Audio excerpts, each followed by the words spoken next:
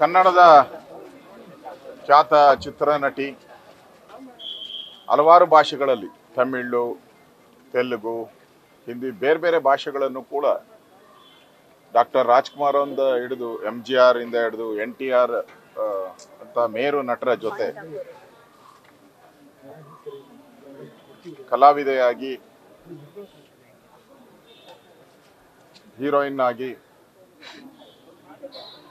ದೇಶಕ್ಕೆ ಮತ್ತು ರಾಜ್ಯದ ಒಂದು ಸಾಂಸ್ಕೃತಿಕ ರಂಗದಲ್ಲಿ, ಚಿತ್ರರಂಗದಲ್ಲಿ ಬಹಳ ಹೆಸರು ಮಾಡಿದಂಥದ್ದು ಬಿ ಸರೋಜಾದೇವಿಯವರು. ಅವರಿಗೆ ಹಲವಾರು ರಾಷ್ಟ್ರೀಯ ಪ್ರಶಸ್ತಿಗಳು, ರಾಜ್ಯ ಪ್ರಶಸ್ತಿಗಳು ಸಿಕ್ಕಿದೆ. ನನಗೂ ಪುಣ್ಯ ಅಂತ ಹೇಳಿದ್ರೆ ನಾನು ಕೂಡ ಅವರಿಗೆ ಜೀವಮಾನದ ಪ್ರಶಸ್ತಿಯನ್ನು ಕೊಡೋ ಸಂದರ್ಭದಲ್ಲಿ ನಾನೇ ಅವರಿಗೆ ಜೀವಮಾನ ಪ್ರಶಸ್ತಿಯನ್ನು ಕೊಟ್ಟಿದ್ದೆ. ಆ ಸಂದರ್ಭದಲ್ಲೂ ಆ ನೆನಪು ಕೂಡ ನನಗೆ ಇವತ್ತು ಇದೆ. ನಾನು ಹಲವಾರು ಒಂದಲ್ಲ 10 ಬಾರಿ ಭೇಟಿ ಮಾಡಿದ್ದೀನಿ. ಭೇಟಿ ಮಾಡಿದಾಗ ಭಾಳ ಆತ್ಮೀಯತೆಯಿಂದ ಮಗನ ರೀತಿ ನನ್ನನ್ನು ಮಾತಾಡಿಸಿದ್ದಾರೆ. ನಮ್ಮ ಕೊಡಗೇಹಳ್ಳಿ, ನಮ್ಮ ಊರಿನ ಪಕ್ಕ ಇರೋ ಕೊಡಗೇಹಳ್ಳಿಯಲ್ಲಿ ಅವರ ಮದುವೆ ಆಗಿರುವಂಥದ್ದು ಹರ್ಷ ಅಂತೇಳಿ. ಅವರು ಕೂಡ ಇವರೆಲ್ಲ ಕೂಡ ನಮ್ಮ ದೂರದ ಸಂಬಂಧಿಗಳು ಕೂಡ ಹೌದು, ನಮ್ಮ ಸಂಬಂಧಿಗಳು ಕೂಡ ಹೌದು. ಅದೇ ವಿಷಯವಾಗಿ ಹಾಸ್ಯವನ್ನು ಮಾಡ್ತಾಯಿದ್ರು ಬಿ ಸರೋಜಾದೇವಿಯವ್ರನ್ನ ಭೇಟಿ ಮಾಡುವಂಥ ಸಂದರ್ಭದಲ್ಲಿ. ಕನ್ನಡ ಚಿತ್ರರಂಗ ಅಂತೂ ಯಾವತ್ತೂ ಮರೆಯಲಾಗದ ಒಂದು ರತ್ನ.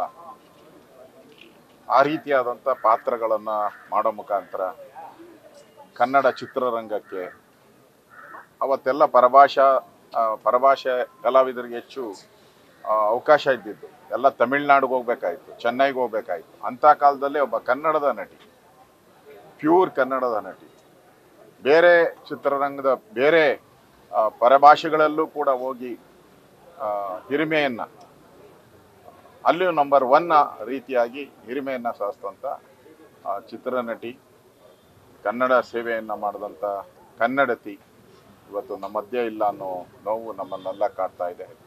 ಹಲವಾರು ಬಾರಿ ಭೇಟಿ ಮಾಡಿ ಅವ್ರ ಜೊತೆ ಮಾತಾಡಿದ್ದೀನಿ. ಅಂಥ ಒಬ್ಬ ನಟಿಯನ್ನು ಇವತ್ತು ಕರ್ನಾಟಕದ ಚಿತ್ರರಂಗ, ಕನ್ನಡದ ಅಭಿಮಾನಿಗಳು ಕಳ್ಕೊಂಡಿದ್ದಾರೆ.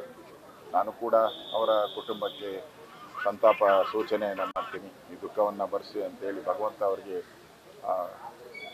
ಶಕ್ತಿ ನೀಡಲಿ.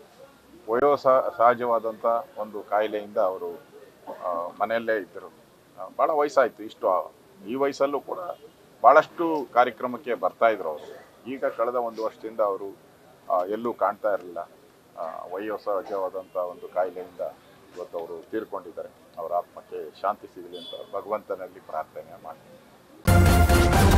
ನ್ಯೂಸ್ ಫಸ್ಟ್, ನಿರ್ಭೀತಿಯಿಂದ ನಿಮ್ಮ ಪರವಾಗಿ.